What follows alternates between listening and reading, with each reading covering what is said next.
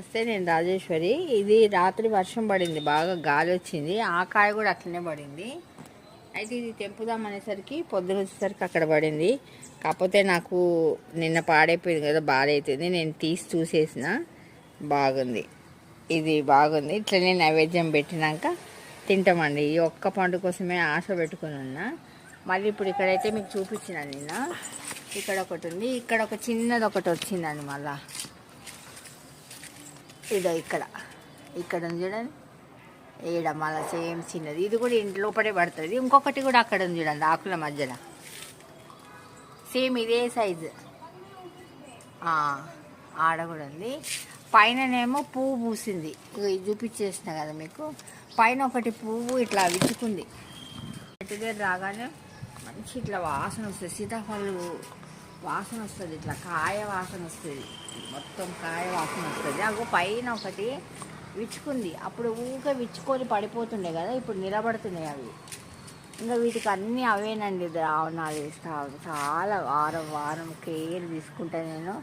నాకైతే సీతాఫలం వచ్చింది. నేను మా లక్ష్మణ ఫలం వచ్చింది. ఇది మామూలుగా సీతాఫలం కూడా తెచ్చుకుంటాను. నాకు సీతాఫలం అంటే కూడా ఇష్టం.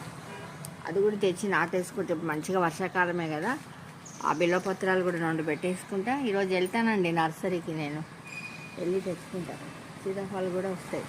ఇట్లనే ఒక కాయ మనం ఆర్గానిక్గా పండించుకునేది తింటే మనకు ఆరోగ్యము ప్లస్ సంతోషం, చాలా సంతోషం.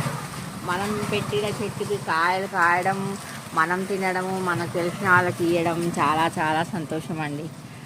నా వీడియో మీకు నచ్చితే లైక్ చేయండి, షేర్ చేయండి, సబ్స్క్రైబ్ కూడా చేసుకోండి. ఓం శ్రీ మాత్రే నమః. ఏదో మునక్కాయలు కూడా వచ్చినాయి నాకు. మునక్కాయలు, దొండకాయలు 2 రోజులకు ఒకసారి వస్తూనే ఉన్నాయండి. ఇగో దొండకాయలు మొన్ననే తెంపినా, మళ్ళీ రెడీ అయినాయి. ఇగో ఇక్కడ ఒకటి చూడండి, మళ్ళీ రెడీ అయిపోయినాయి. చిన్నవన్నీ మళ్ళీ రెడీ అయిపోయినాయి.